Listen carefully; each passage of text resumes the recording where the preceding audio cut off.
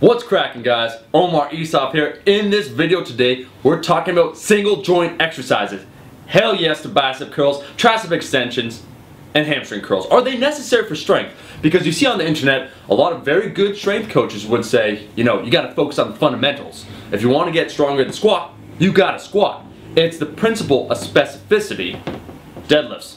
Do more deadlifts to become stronger. Do thousands of repetitions and you will have a bigger, stronger deadlift. Now, I agree with that. No one's denying that the fundamental movements are the core of any solid training program. But single joint movements can have their place. Oh yes, even in strength. Here's why.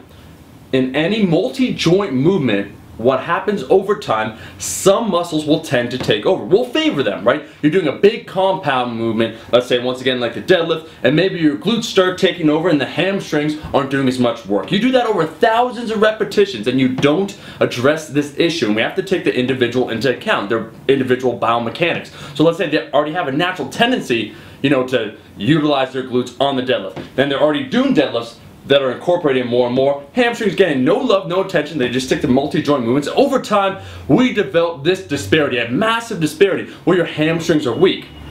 Now, this is a problem. We could just say, hey, why don't we do stiff leg deadlifts? I agree. They're phenomenal, and I mean phenomenal, for activating your hamstrings. But let's say it's become such a big issue that even stiff leg deadlifts don't really help with those hamstrings. Well, this is going to, over time, increase the risk of injury. Here's what I mean. It's decreased co-muscle activation, it's called. And all that means, when you're trying to do a movement, right, a pattern, let's say you're trying to do hip extension. Think about the lock of the deadlift. You're trying to lock out that deadlift. What's involved, right? We got the lower back, we got the hamstrings, we got the glutes. Let's say the hamstrings aren't strong enough. So what happens? Your other muscles got to take over. Your glutes, your lower back. Now, if they're taking on too much of a load too often, right, the hamstring's not doing anything, this is going to increase the risk of injury. If you want to bring up that really lagging area, because you can't even activate it, doing different variations, like on a stiff leg deadlift, you get a poor level of activation because of this disparity built up over time with just doing multi-joint movements. Single joint, that's when it comes into play, right? Increasing the strength of the tendons, increasing the strength of that small muscle group that's not getting enough love in that multi-joint exercise. And you'll see this time and time again, right? We can talk about the bench press. We talk about guys that have, a wider clavicle, they got more just chest space. They do bench press and their chest seems to explode. On the other hand, their arms, their triceps, they're not really doing anything. They're still small, they're not getting stronger. And we can do, once again, close grip bench variations.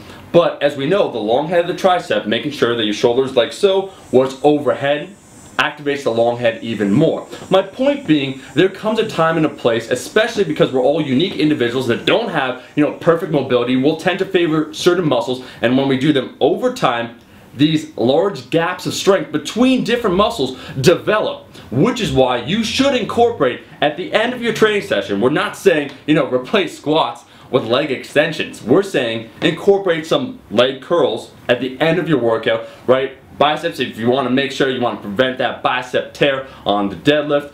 Tricep extensions, make your bench press stronger at the end of the movement for a well-rounded, balanced approach. And that's really what I wanted to say. Single joint movements can certainly assist with strength, addressing weak areas, and should not be excluded. Sometimes we, develop that minimalist approach where we just think, oh, squats, squats, squats, squats, squats. Sometimes we got to incorporate outside variables, outside movements to help bring up those fundamental movements. That's it. That's the video. Just quickly wanted to address that. Thank you for watching the video. If you like it, make sure to show your damn support and like the video, and I'll be seeing all you guys, my rascals, in that next video.